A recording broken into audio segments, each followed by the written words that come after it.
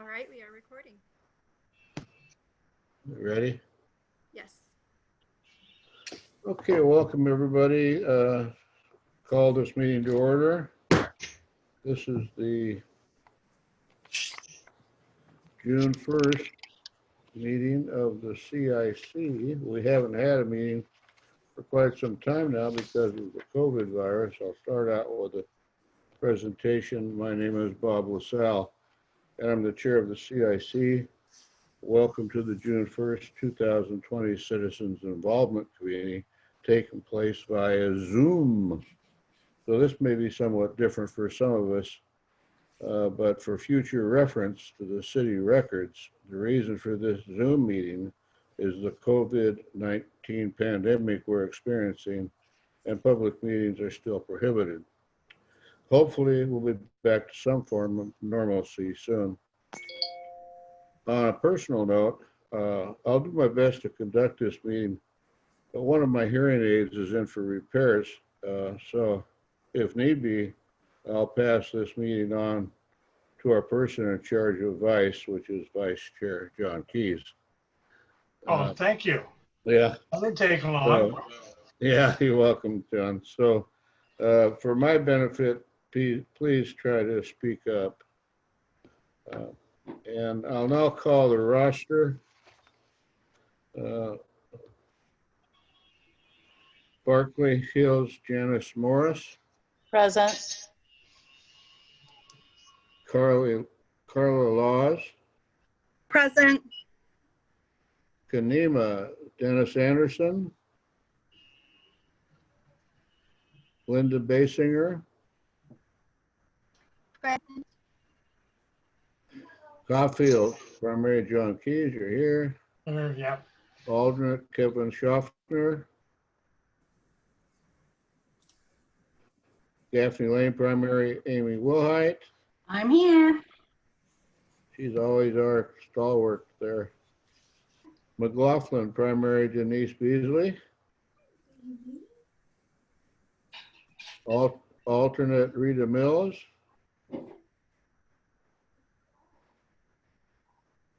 And Park Place, Steve Van Haverbeek, primary. Here. And I'm the alternate, Bob LaSalle. Is anybody present from the inactive neighborhoods? Hazel Grove, Westling Farm, Hillendale, Rivercrest, South End, Tower Vista, or Two Rivers? Okay, unfortunately not. Is Todd Iceland available? Todd, are you available? Todd was going to give a presentation on the Oregon City Christian Church building addition. I think they're putting a gym in there. Okay, I think I'm unmuted now, Bob. Oh, there you are. Can you hear me now? Glad to see you. as I explained to you before, please try to keep it 10, 15 minutes, but welcome to the CIC and you're on. Okay, well, thank you very much for accommodating us. This project's been going on for quite a while. We're looking at about a 14,800 square foot recreation building that will be used in conjunction with the Oregon City Christian Church, located on South End Road. Laura, can you switch to the next slide? This is the existing church building, and we're proposing the new gymnasium back behind this building. You want to switch to the next slide? I'm not sure if you're all familiar with the site. It's large, it's about 2.5 acres, it's undeveloped primarily. We will be adding an additional 80 parking spaces. They currently have, I believe, 99 parking spaces. I want to switch to the next slide. Todd, would that building be attached or standalone? Well, that's, we would like it to be detached. Planning is recommending that we attach it with a breezeway. So we have an option shown for both an attached option and a detached option. We're on a fairly tight budget with what they're trying to do, and they would like to eventually infill the part between the gym and the existing building with new offices and enlarge their sanctuary, but that's probably 5 to 10 years down the road. So that's why we'd like to not connect it with the breezeway to keep our options open, but we'll defer that to the Planning Commission. If this board would like to make a recommendation one way or the other at the end of the night, we would appreciate that as well. You want to switch to the next slide, Laura? This is the proposed new building, perspective view without the connecting breezeway. We have not actually updated the 3D rendering to show the breezeway. We want to switch to the next slide. This is an overview. It's primarily a gymnasium building with a couple of classrooms that will be used for youth groups and a large area for the youth group over on the right-hand side of the building that's being shown there. I'm going to switch to the next one.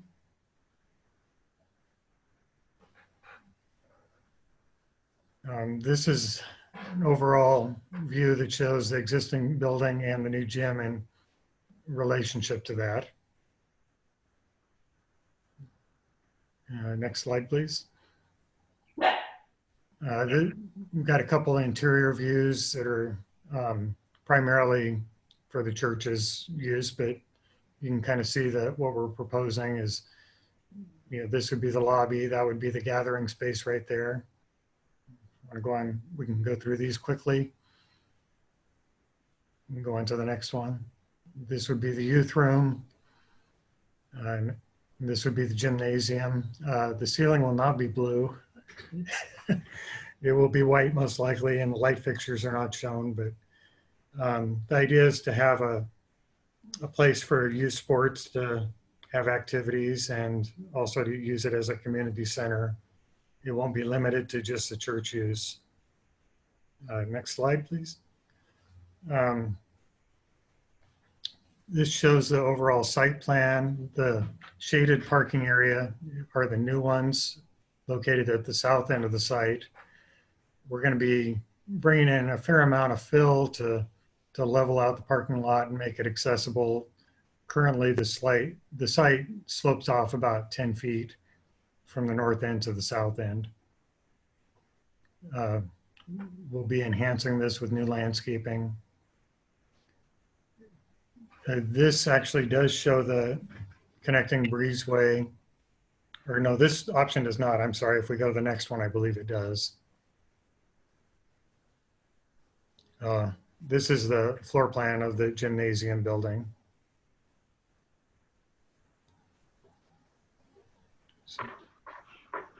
And these are the exterior elevations that are proposed without the breezeway. And then I believe the next one show with the breezeway. These are the other sides of the building that face the neighbors. This is the one that shows the connecting breezeway, which connects and aligns with awnings at the existing building. So we'd be extending that last awning over and tying in with the new building. And then I believe the last slide shows with the connecting breezeway. And the connecting breezeway is being proposed because there's a code requirement that says we are supposed to have 50% of the frontage developed up near the street. The existing building does not comply, and it would prohibit future development or possible partitioning of the parcel if they chose to do that at some point in the future. So we're not wanting to do that. Plus, we're also not wanting to push this large gym building right up to South End Road, where it would create a security hazard potentially for the parking area behind.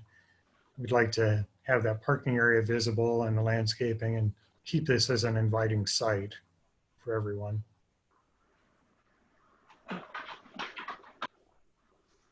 And then these are the colors. They're basically going to match the existing, the stonework, the metal roofing. It won't have a stucco finish. It will actually have a lap siding on this building is what we're proposing. So if there are any questions.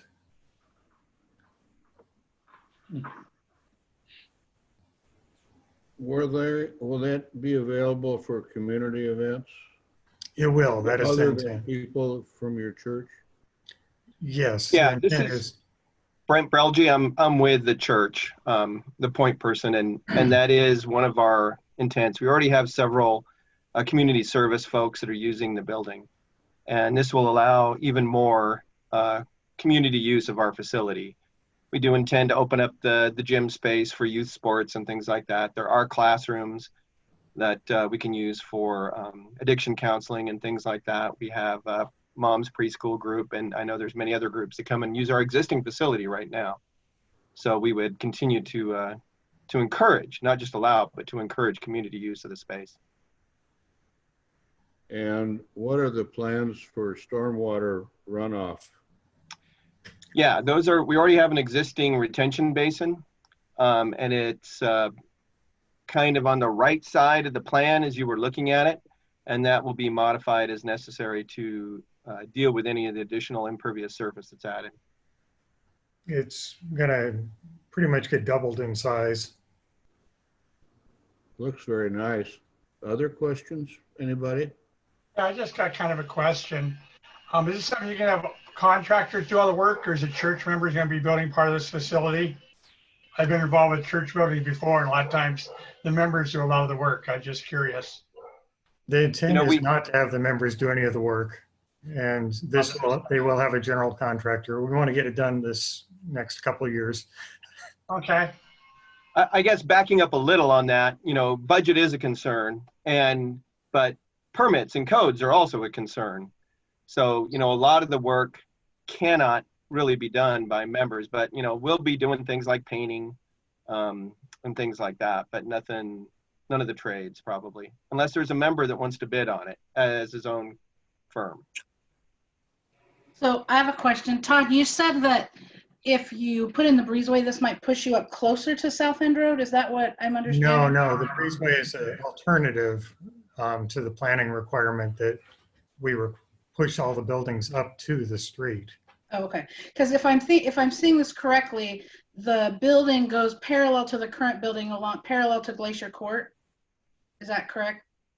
Goes in that back corner. Pretty much. Yes. Okay.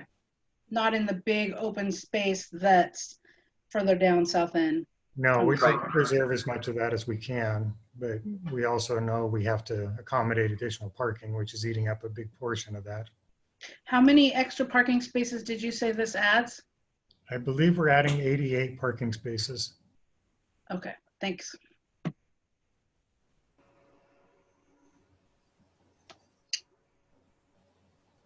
Any other questions from anybody? In the future, would it be great if South End gets reestablished as a neighborhood association, would they be open and possibly allowing South End neighborhood to meet there? Absolutely. Awesome. Thank you. Yes, the church actually met with the neighborhood association prior to this, but it was the week they disbanded, and that's why we're before you guys. Awesome. Thank you. In regard to that, Carla, since you brought it up and South End is now, does that mean that you may be volunteering to go knock on doors over there? With my toddler in the wagon. It's worth a try. What the heck? Can I jump in and just really quickly? My name's Ken Swab, and I'm the lead pastor at Oregon City Christian Church. I just want to share with you really quick. Our goal all along is that our property and our facilities would fit into the neighborhood and not detract from the neighborhood as a commercial building might or others, but to actually be somewhat seamless with the neighborhood and provide a place for our neighborhood to come and gather and fire pit, let their dogs run in our field. That's always been one of our goals as a church. And part of the impetus for building this facility is not just because of our own growth, but because we are very much community connected. And just really briefly, I've coached basketball for 14 years, many of those years in the Oregon City Basketball Association, and we were limited in gym space. Sometimes we would have 2 or 3 basketball teams practicing in a gym. And to be able to provide another gym to the city leagues was one of the, just gives you a sense of our vision and our heart for what we want to use this facility for. And so I just wanted to touch base on that real quick and just kind of let you know that's our perspective in terms of our property and how we use our facility. Well, that's very much appreciated. You have a nice looking and attractive building there now, and this looks like it's also a very, very nice looking building. Thank you. Any other questions, comments from anybody? All right, gentlemen. Well, thank you so much for your presentation. We appreciate it. Thank you. And, Thank you.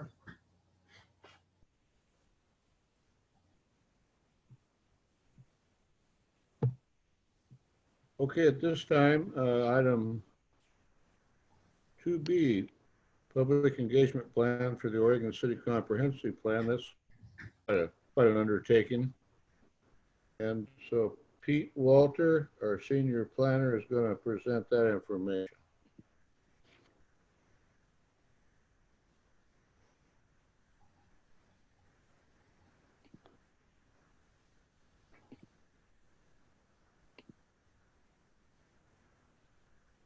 Pete, you're muted.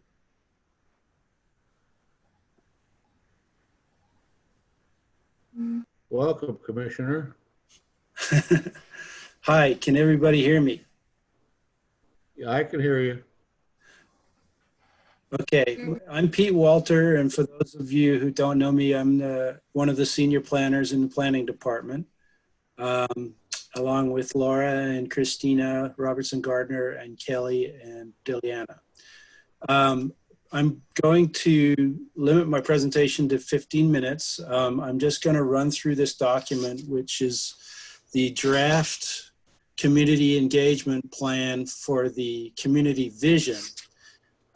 So the first stage of this process is to develop a community vision. And the last time that we did a comprehensive plan update was in 2003. We've made various amendments over the years with concept plans and various other things, but this is the first time where we've done a full review of the comprehensive plan.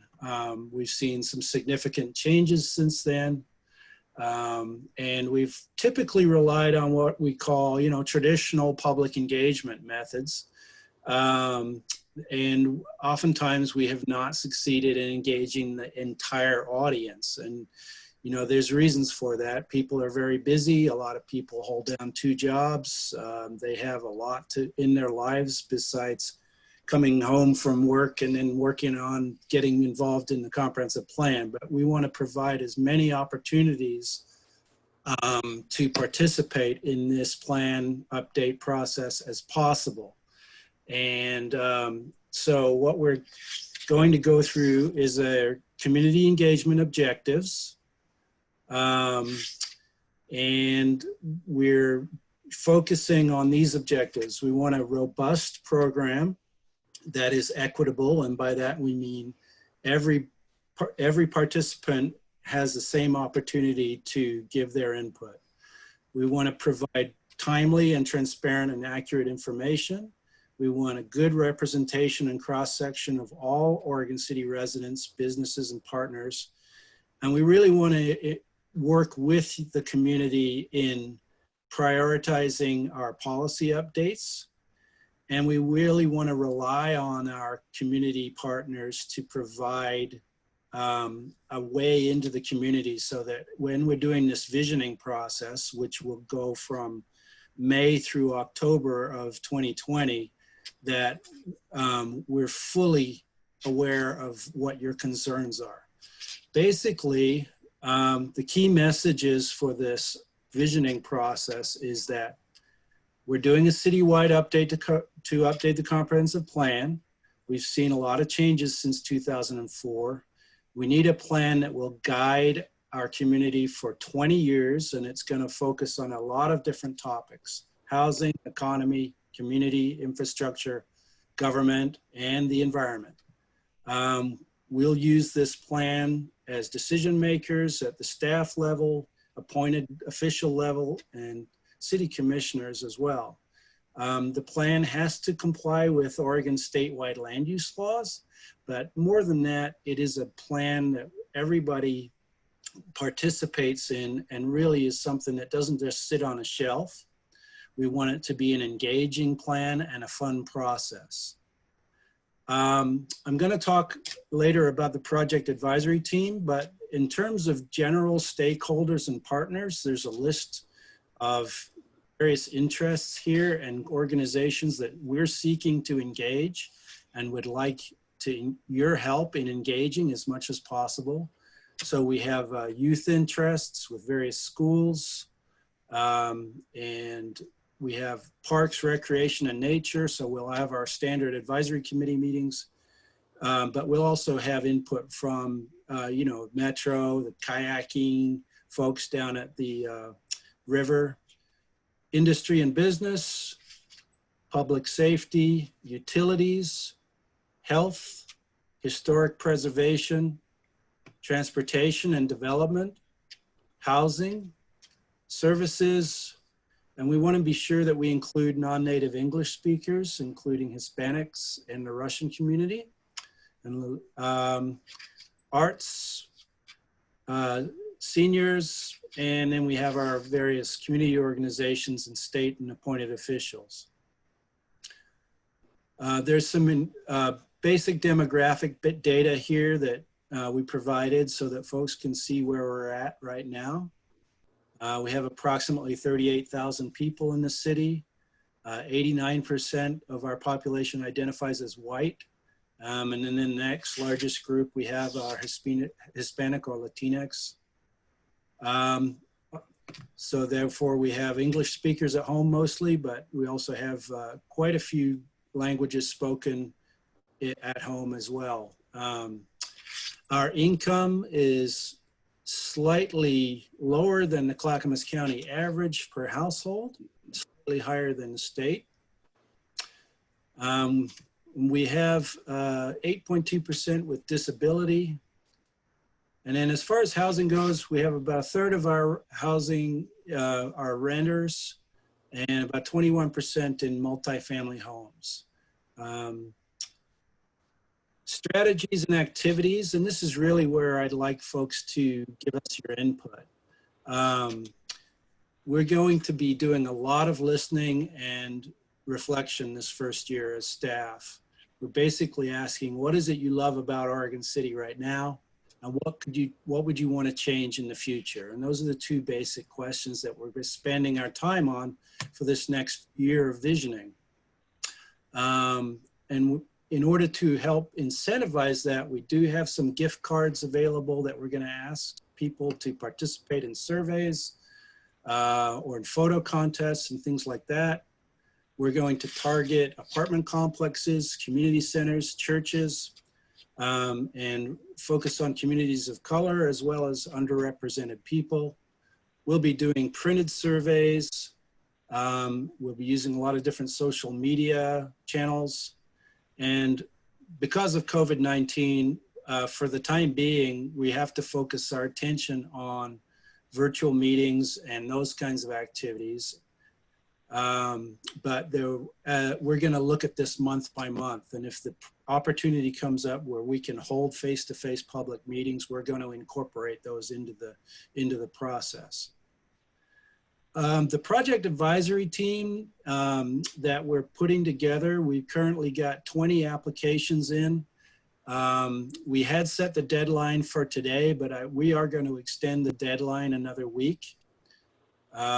It's a 27 position committee, so it'll be quite diverse.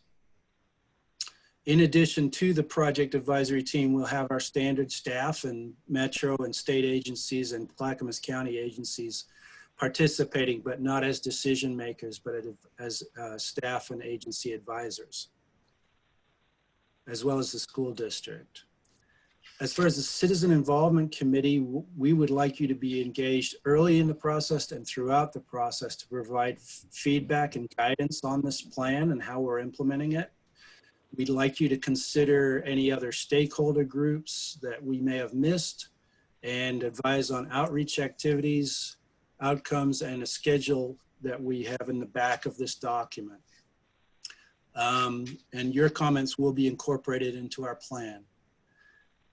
The focus of the engagement also includes what we call a community conversations kit, which will be a mechanism with very straightforward steps that anybody can use to go out into the community and conduct an interview or a meeting in a smaller group setting or on the phone or via video conferencing.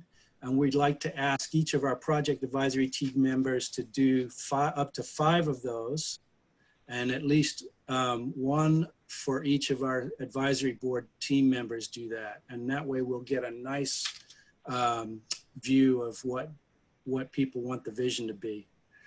There will be a social media, bi-monthly email blasts and that sort of thing, standard stuff. We're going to be doing online surveys. We'll have 3 surveys throughout the process. They'll be in paper as well as online. And in August of 2020, the city will be doing its community satisfaction survey, and we're going to be able to include 2 or 3 questions, such as, what do you love about Oregon City now, and what would you like to change in the future, in that survey, so it will be statistically valid. In addition to that, passive posters, photo competitions, youth engagement through the library and other places, and then all of our community member events that are currently on hold because of COVID-19, we're going to keep an eye on that and use those as a way to do our standard engagement. Because this is a land use plan, we will be doing mailed notice to all property owners and renters within the UGB. We're going to do this more than just once, though. We'll do it 3 times. And then as far as tools, we have a logo for the project, which was a project that the Oregon City High School worked on with Commissioner Smith. And one of the students put this logo together and was selected and won an award for that. So we're happy with the logo. Key messages, we'll be constantly communicating under that key message that we talked about earlier. We have a project website, which I encourage you all to go to. And if you haven't already, please sign up for our mailing list, because we need to build our mailing list now. We can't just use the mailing list that we used on previous projects. So go to oc2040.com and sign up, and encourage your friends and neighbors to do the same thing, please.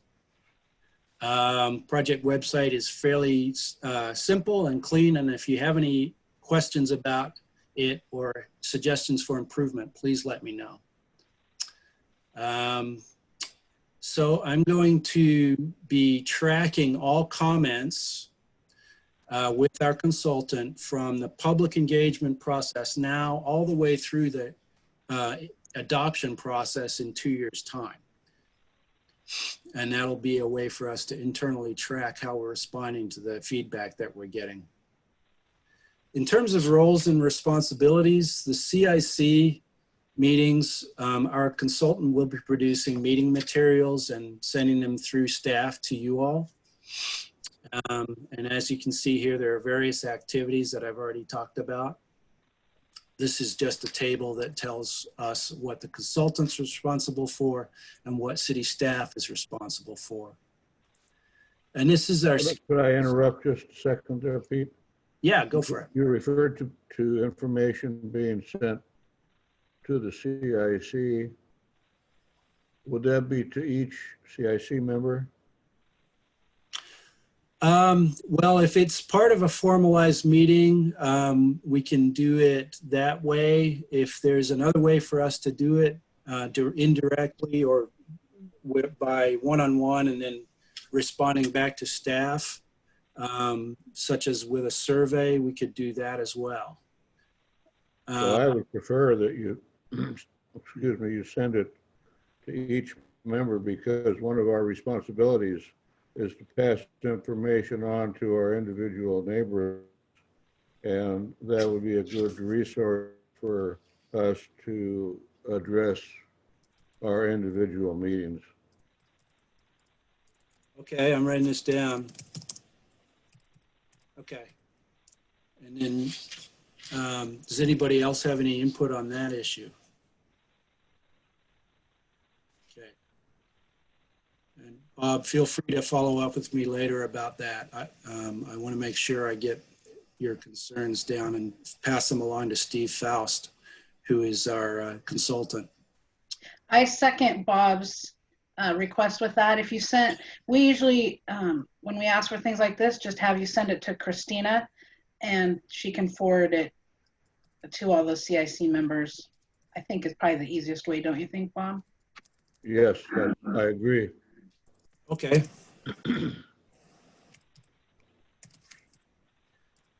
All right, and here's our tentative schedule. It may change due to COVID-19, but this is what our consultant is scoped for under our current agreement, providing meetings in May and June, and then a lot of events and activities through the summer, culminating with a draft vision in October. And then for the remainder of the project, which I'm not talking about this evening, but I will provide a separate presentation on. Once we have a vision in place, that's when we start actually updating the comprehensive plan. And that will run through the beginning of 2021 through adoption process in December 2021. And that's all I have, Bob. I'm happy to take any more questions and write down your comments.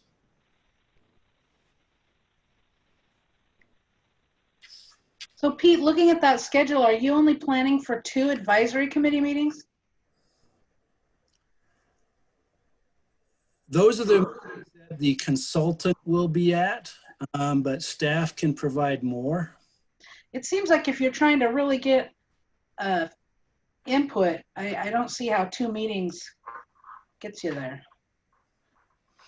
Well, in addition to all the other activities, I think these meetings are principally to give you an update on what feedback we're getting. But I will write that down. I think one of our concerns was that, and I know that we keep hearing this is going to be a community-led plan, but I'm just seeing a lot of staff planning and staff putting together. Well, that's not our intent. Our intent is to, I mean, we're in a different time right now, and we're hoping to leverage all these tools that everybody is using right now as a mechanism to get feedback that we don't usually get. And I'm hopeful that we can do that because everybody has a cell phone. Most people have a computer at home, and they can do this in real time, or they can do it when they have time. And so that's kind of our take on it. We did have this same concerns raised by various people, both the Planning Commission, City Commission, et cetera. And we understand, and to the extent that we can do more face-to-face meetings and that kind of thing, we will definitely do that. This is Laura. Oh, sorry. Go ahead. Welcome to our meeting. I think that was Denise, isn't it? Yeah. Yeah, okay. I have a question. I have a couple of questions. One thing, if you use the community outreach that they've been using for the Willamette Falls project, well, I don't think you can miss far. They've been doing a great job with that. And let's see, what else? Oh, I think it's kind of neat that the logo was made by the Oregon City High School students. That's pretty cool. I remember when I was in high school, I can barely remember that, but I can remember that I was in a commercial art class one year, and we did a lot of things like that. It was very, very rewarding for us as high school students, and so that's great. That's great. I like to see that. I got a question. This is supposed to be a 20-year plan. So what we're planning for this year, let's say through December, is just an outline what we're looking at for the next 20 years. We're looking for more definite guidelines of what you're expecting to do in the next 20 years. Well, I think a vision statement, it could be a 2 to 3 page document, and it'll cover all the topics that we talked about. It sets the initial stage for how we'll go into writing the various chapters of the comprehensive plan. And this document doesn't talk about it, but Laura, help me out on here. You know, tentatively, we have 4 or 5 chapters in the comprehensive plan, and we have one that deals with the community culture and arts. We have an economy section. We have a infrastructure section. We have a housing and land use section and various other things. And I would encourage you to take a look at the overall, there's a summary of the overall project on the city website. It's a 3 or 4 page summary. And that's kind of our guide for the overall project. This is just the engagement, the initial engagement plan for this vision.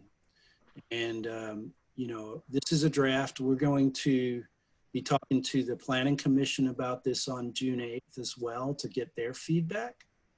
And then, you know, we have to put it into action fairly soon. So once we get the Planning Commission's input, we'll be rolling this thing out. Pete, I have a suggestion. Yeah. How about if you add the school PTA groups to your contact groups? Great, thank you. The PTA. You still have PTA, right? Okay. I believe so, yeah. Are they called PTO? I don't remember. Okay, I've written that in, yeah, thanks. That just depends on the school, Denise. Sorry, Okay. Laura. This is Laura Turway. I just wanted to hop in real quick. Pete, can you scroll down just a little bit to see that bottom timeline? I just wanted to clarify that the next 6 months are us soliciting feedback from the community on what their vision for the future is. There's 10 project advisory team meetings and many more meetings beyond the advisory team. But the graph above stopped in October because it was just the time frame for us to get feedback from the community. The community vision itself would be created October through January, and that's where there will be many, many more meetings to take all this content and visions and opinions from the community and meld it into a singular vision, which will then run the goals and policies later when we break out into groups to update the actual comprehensive plan. Right. And the schedule for the latter part of the project, when we're actually writing the comprehensive plan with input from everybody, will be forthcoming. That's funded by a different grant through the Oregon Department of Transportation. And that grant is awarded, but we're still working on the scope of work with ODOT down in Salem. Okay. So just want to reiterate, please contact me with any concerns or questions and send me any comments you have. And I really look forward to working with you all and hearing your input. And so is Steve Faust from 3J, who some of you are familiar with. Really looking forward to getting this project started. Thank you. Well, thank you, Pete. This plan is a huge, huge project. Yeah. But if done right, it can make the city a better place to live and work and just overall better. So. I have one question about the apartment mailings. You said that you're going to try to do some type of special apartment mailings. Just something, Janice might be able to help us with this a little more. But when some of our members in our neighborhoods say that live in apartments, that sometimes the mail people, if it's just to resident, they'll just stick a stack of them up on the community mailboxes. They don't actually put them individually in, so they don't always get those. So it might, I don't know what your mailing list is going to look like, if it's just going to say resident or if there's a better way when you're doing those big mailboxes. We're working with our GIS staff, our mapping staff, on making sure that we've got contacts for apartment managers as well as individual residents. And it'll be some legwork on my part to follow up with department managers to make sure that those mailings get to people. So, yeah. One other item I just thought of, Pete, and I've mentioned it before, is that I've been on a few other committees where you get to the end of the planning process and you're not quite there, then all of a sudden you're rushed by what is supposed to be the end of the project. And that tends to get things done a little sloppily. And so I'd like to have those in charge keep this in mind, that this is such an important document. It needs to be done properly. And toward the end, if you're being rushed for time to get it finished, I think it would be better if you maybe went back to the city commission, if necessary, to ask for some additional funding for another meeting or two, whatever you think is necessary, so that we are assured of a good document. So please keep that in mind. Yeah, I understand. You get to the end and, you know, the adoption process may take some time. So I know our consultants are scoped to deliver a project in a certain time frame, but at the same time, you know, staff has some additional time during the adoption process. But I understand your concern. Laura, you look like you were waving your hand at us. See me? Oh. Oh, okay. I thought you wanted to get in there. I hear you loud and clear. Anybody else with any questions, comments, suggestions? Well, thank you very much, Pete. Thank you all. This has really been a great meeting. I was apprehensive about how many people would be able to participate, but so this is Yeah. great. Okay, our next subject is item 10, staff. Oh, excuse me, item 3, public comment for items not on the agenda. Is anybody out there in Zoom land that would like to make a public comment? And one note as well, you can hold down the space bar and it will temporarily unmute you.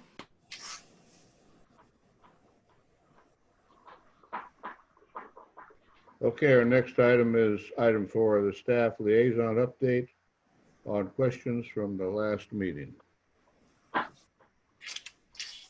Christina has posted some links in the agenda for how to follow along development projects and how to request pre-app notes for our pre-application conferences, which are the initial development meetings.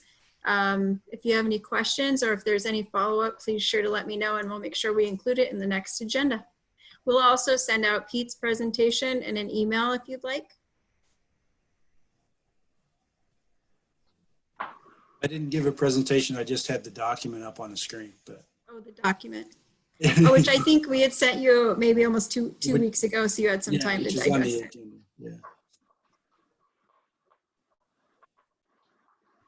We'll send you the church then.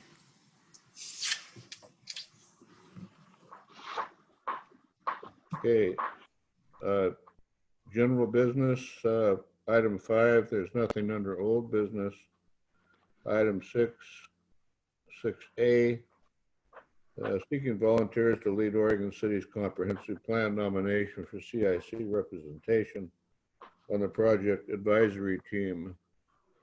So that's on the city website to sign up for that. I've signed up for it myself. And so if any of the rest of you would like to do so, it's right there. Laura, would you have any further comments on that? I believe there's a seat specifically for the CIC. Pete can tell you a little bit more about it. So we're looking to name a person who will be the liaison between the project advisory team and the CIC. We will also keep coming back to the CIC throughout the process, but we're looking for a person who will commit to stay engaged. Mm-hmm. And we anticipate there would be 10 formal meetings of the project advisory team, but a fair amount of research, as much as anybody wants to commit time to outside of those 10 meetings. Even so, you know, it's probably about a 2 to 3, possibly 4-hour commitment per month, you know, if you spread it out over months. Mm-hmm. Okay, well, I would prefer not to have the CIC vote on that issue for the representative. I'd rather have those of you in planning decide who you think best would be the representative. And I've also applied for the position on the TAC for that. So just so you know. Yeah. I want to pick for you. How does that sound? Does it sound like that's a fair way to do it rather than to have a vote? I would push back because we don't want to pick for you, especially in this comp plan. We want to make sure that you guys participate and whoever has that interest. Sure. And how soon do you have to have that nomination in? Well, we are going to extend the deadline for the project advisory team because we have some positions that haven't yet been applied for. So another week. Well, then we should probably have a vote on that tonight for the CIC rep, right? So has anybody else applied for that position? For the transportation advisory? Mm-hmm. Oh, okay. Okay. I don't know if you could see me raising my hand, Bob, but I put in for a CIC. Okay. Well, I don't know how that works. I would take a nomination to select Amy as our CIC representative from somebody? I'll nominate Amy. I'll I'll second. second. Okay, we have this nomination and a second for Amy to represent us. All those in favor, please say aye. Aye. Aye. Aye. Opposed? None. Amy, you're our person. Thank you. Yeah, we'll look Congratulations. forward to reports from you. Hey, Bob, I expect you to be there for the TAC then. She's always, Amy, you're always our dependable person. I was going to say old dependable, but I didn't. Well, I guess I did, didn't I, Doug? That's okay. My kids call me old. Okay, that's great. Let's see. We're already down to the round table. I thought our previous discussions would take longer. So let's everybody just go ahead and jump in there since I can't see you, all of you. Let's see. Let's start with John. How about you, John? Do you have any? No, I lost the last couple of Caulfield meetings we canceled because of virus problems. We're really hoping to have our meeting in September and start getting things back to normal. You know, this has just been a different time for us. You know, this is something new, and hopefully it ends soon and we can be normal or partially normal again. So yeah, we haven't done much. We're just kind of waiting to be able to meet again. Okay. Carla, do you have anything from Berkeley Hills? We have been trying to conduct meetings online through Jiu-Jitsu. It's actually kind of like an online forum like Zoom, except you can kind of have little extra features with it. You can raise your hand. You can kind of have more multiple texting or share files if you want to, like Zoom. But you can actually raise your hand and other things, but no one has actually attended. So we're planning on probably at the earliest September, you know, if that. We haven't really discussed that yet. And that's kind of where we're at, just because of the COVID. So. Okay. Is Janice here tonight? I think she was. Yeah, I am. Hey, Amy, I need to know what apartment complex is so I can take care of that. Okay, I'll email you. Okay, thank you. Other than that, you have to stay at home. Okay. Kanima, Linda, what do you have for us?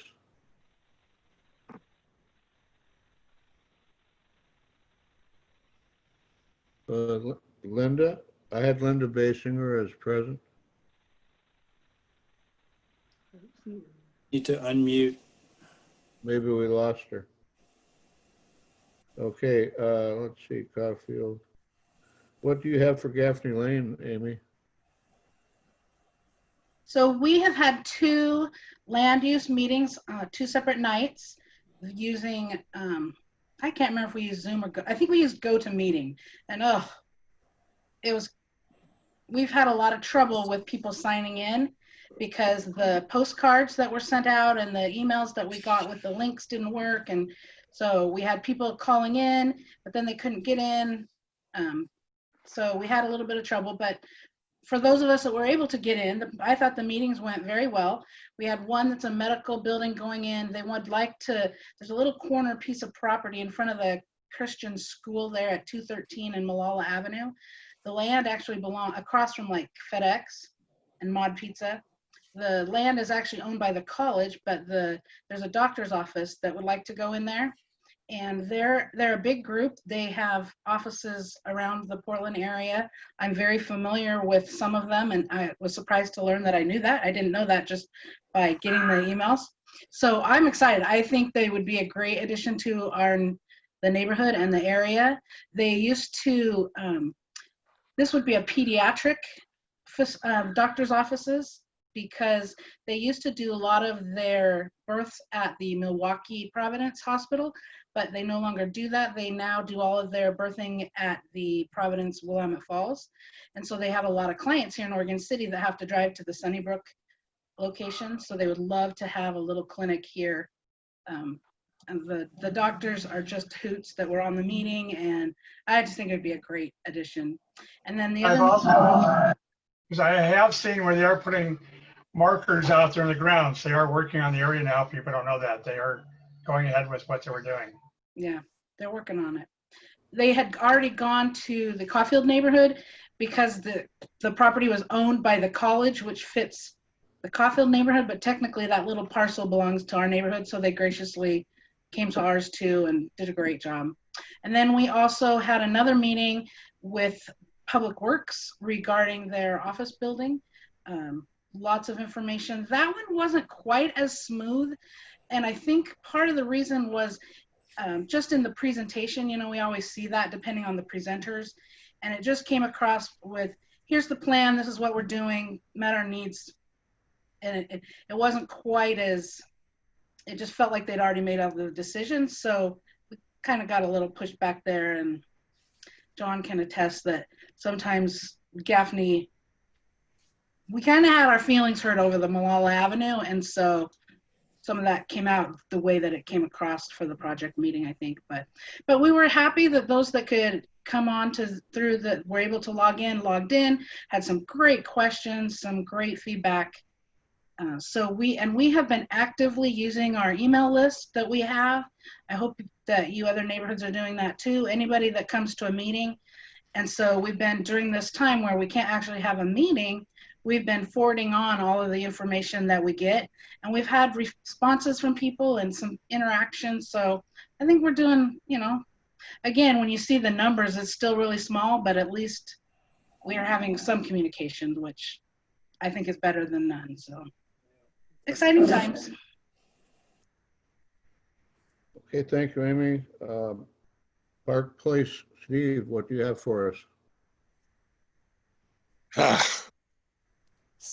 Let me see if I can get back. Come on. We can hear you, but your lips aren't moving.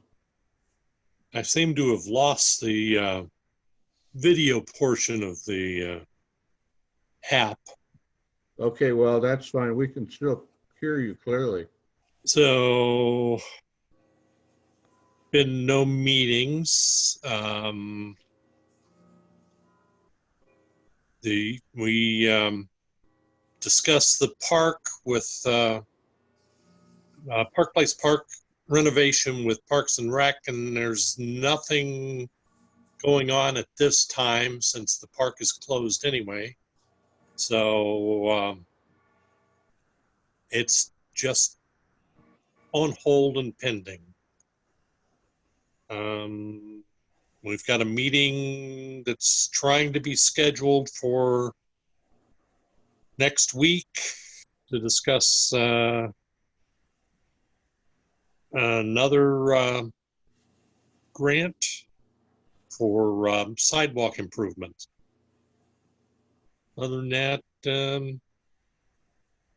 I don't know of anything. Okay, thank you, Steve. Oh, Bob, I forgot something. Yes. I was so excited about this and I completely forgot to bring it up. But the Gaffney Lane has put in an application for a community, it used to be the Metro Enhancement Grant, now it's the Community Enhancement Grant, I think, to partner with Public Works and to put art wraps on the utility boxes along Malala Avenue streetscape project. So we put in an application for grant money for that.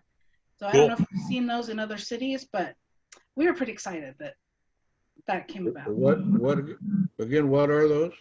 So it's basically, you have artwork and they shrink wrap it onto utility boxes. And so it can be pictures, it can be logos, all kinds. Wilsonville, I think, had some. I don't remember which other cities.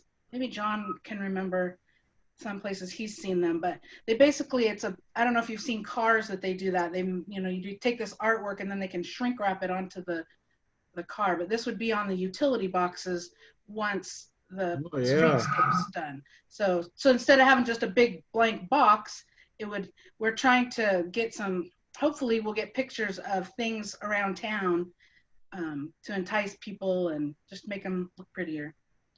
I've got one right in front of my house. Ugly sucker. Well, see, this is on Malala Avenue, but you could put in for one along your area. Okay. Commissioner Lyle Smith, what do you have for us? Well, I don't have anything specifically, I guess, from the commission. Tony probably has a whole list. I guess I was unable to attend because I was out of town, but last Friday we did the groundbreaking ceremony for the Tyrone S. Woods Park. So that's really nice to get that park project kicked off and going. The city there's been lots of conversation about reopening the city and how do we manage in these COVID times.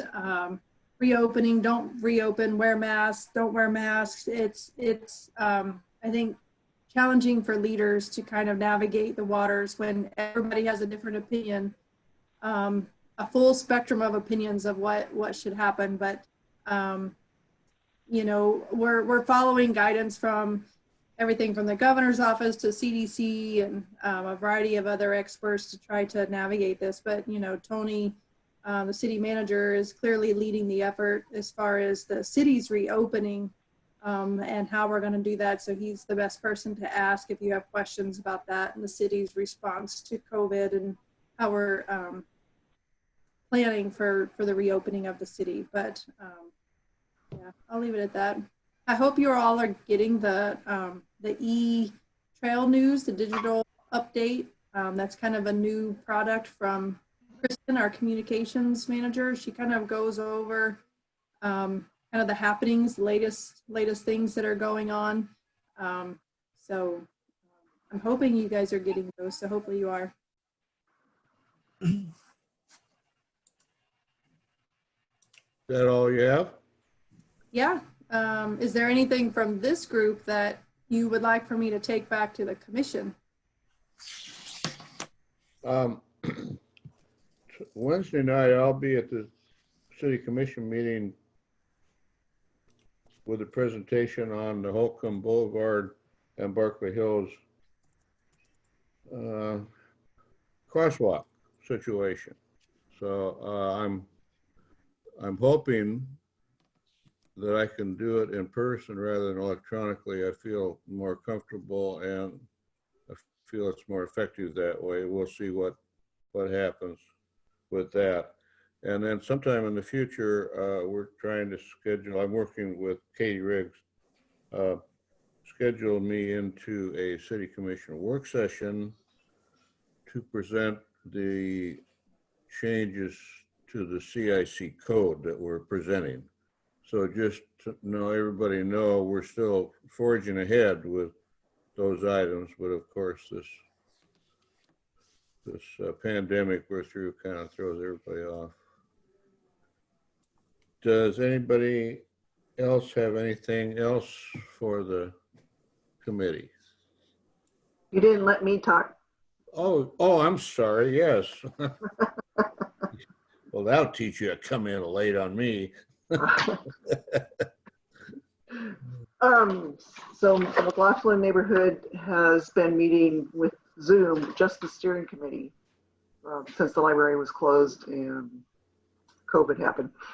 And we have also sent in an application for a Metro grant for street sign toppers that say McLaughlin Neighborhood Association. It'll have instead of a picture of John McLaughlin, it'll be a picture of the McLaughlin house, and there will be a little bit bigger. So we're hoping that gets accepted.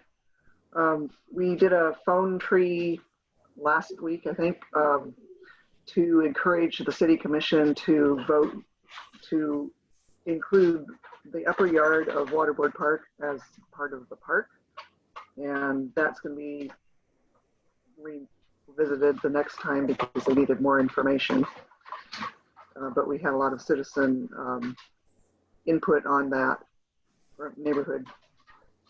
The Oregon City Retirement Center on McLaughlin, that used to be the old hospital, had some squatters in it, and they are now out, and the sale is still proceeding. They're going to clean it up and make it into a nicer retirement center. So that's all I have so far. I noticed I drove by there today and they've got plywood up over the front of the entrances and stuff. Yeah, it's been there for a couple of weeks because they had squatters in there. Yeah, doggone it. Yep. Okay, anybody else? Anybody else I missed? And I apologize for that. Hey, Bob, did you, I don't have a full update, but there was a couple things that came up that I thought maybe I could address. And I can give you a short update about Public Works kinds of things. Yeah, go ahead, John. I didn't even know you were there. Hey, Laura, can I share my screen, or are you the controller of this meeting? Or can it says I can. Hold on. One moment. I'm supposed to be in control, but Laura really is. Does that show up on your screen? Oh, neat. Yes. Oh, yeah, all kinds of stuff. Wow. So, Amy, I just Googled that real quick so the folks could see what that looks like. Just looking at that logo that the Rocky's art class came up. I don't know what the plan is for the art. I haven't really heard that, but looks like there's lots of choices. So hopefully you can come up with something awesome. I would love to see that happen. And wow, that's awesome, isn't it? Yeah. Laura, you want to take my screen back? That's all I wanted to show. And then I just wanted to give an update on a couple things. So switching around, just Amy on the Ops Center. I missed that meeting. I heard that it was a little technical challenged, but I didn't hear too much negative. So I want to, if there's something out there we need to do and incorporate, we are moving quite along pretty quickly with the plan. We've got it submitted for land use, and we've got a pretty aggressive schedule. And we've landed on the basically remodel of the existing building. So there are some limitations on changes. But if there's anything out there, you let me know. And I didn't hear that from the group, so I want to make sure we get that dialed in. If we can, definitely. So interested in that.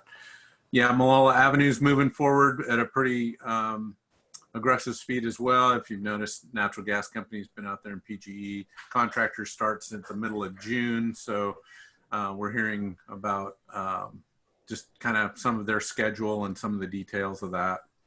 There is going to be a virtual open house that's going to happen on June 18th at 6 p.m. So we have not done a virtual open house for a construction project that I'm aware of. We've done some pre-construction meetings and some other kind of things via Zoom, but I'm assuming it's Zoom, but Kristen is kind of spearheading that. So it may be a different forum for the virtual open house, and we're also, I saw today, administrative staff folding and printing newsletters that should be sent out pretty soon. So lots of social media on that, including the newsletter. And then one other little piece that's not necessarily tied to the Malala Avenue project, but piece of information. We got word from ODOT that the speed limit on Malala from, I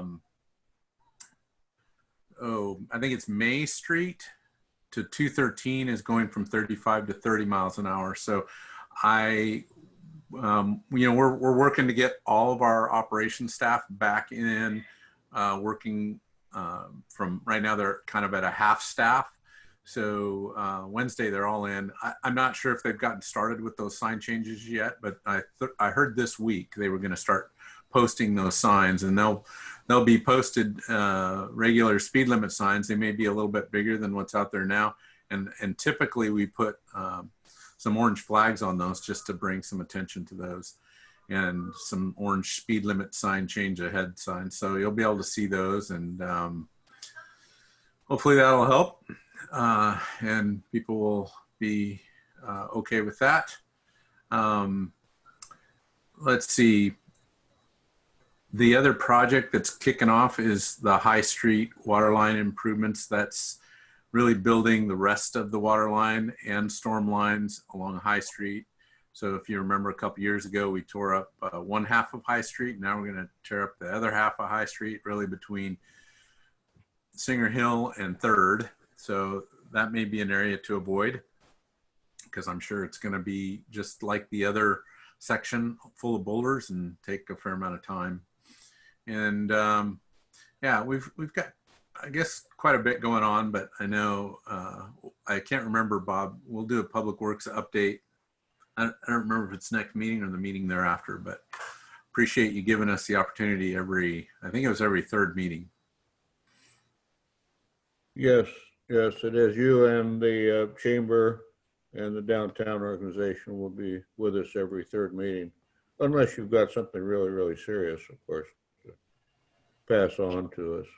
John, real quick, with that Malala streetscape, that's great. We're having the virtual open house. One thing that really helped our neighborhood when Northwest Natural was doing their work on Myers, the project manager would send us, like if there were changes in the closing of the road, and we could send it out to the neighbors, because they don't always, depending on what side street you're popping out at or planning your trip, you might not always see the signs, and I don't know where the big signs will be, the reader boards.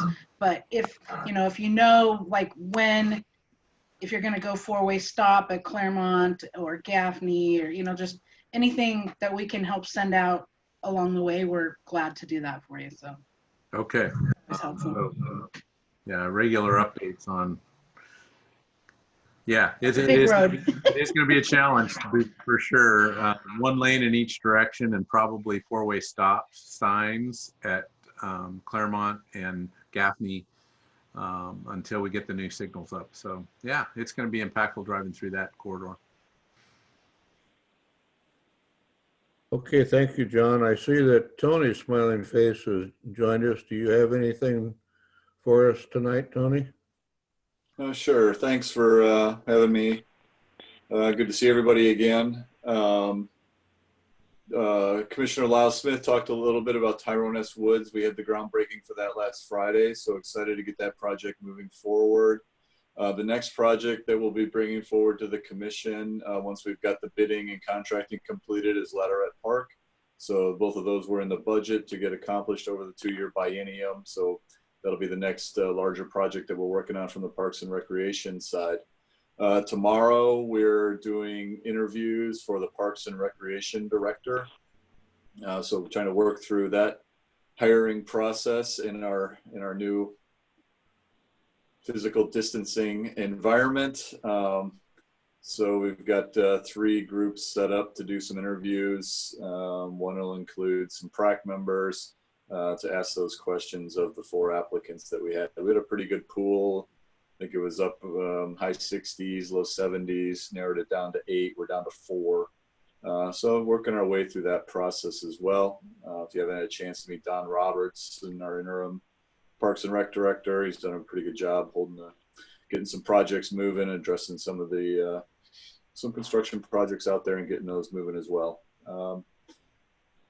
We were also successful. Some of you may have heard the commission approved a small business grant program, and they allocated $200,000 that could be awarded in a grant award of up to $3,000 to small businesses. They had to have less than 15 employees, been impacted by this COVID pandemic. We were able to award 78 awards totaling a little over $183,000 to small businesses here in the community, Oregon City-based businesses. So that was really appreciate the commission supporting a program like that to really help out small businesses. And it was very limited. About 3% sought debt for utilities. 78% of the grant requests were for rent. 14% were for business-related credit card debt.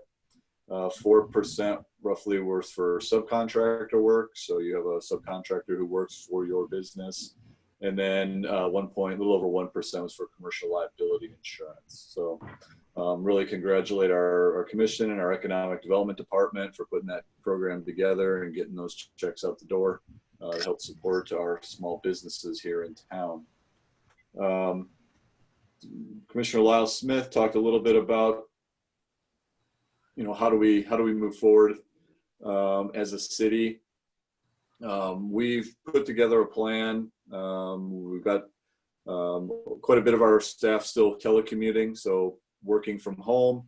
Hopefully those of you who've tried to seek assistance have been successful in that. We've really been utilizing technology, whether that's through phone, email, Zoom meetings, alternative methods, trying to be as responsive as we can to the community. As you may be aware, when the governor's executive order came down, construction was allowed to continue. So building and planning have really been working really hard. And you've seen a transition in how work is done and how it's submitted. When everything was submitted online, electronically, that's actually gone really smoothly. A lot of inspections are done electronically. Sometimes change is forced on you, and it's amazing how well some things can work.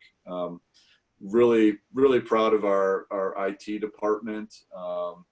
You know, to be able to, in a kind of a drop of the hat, transition your majority of your workforce to working remotely went surprisingly smoothly.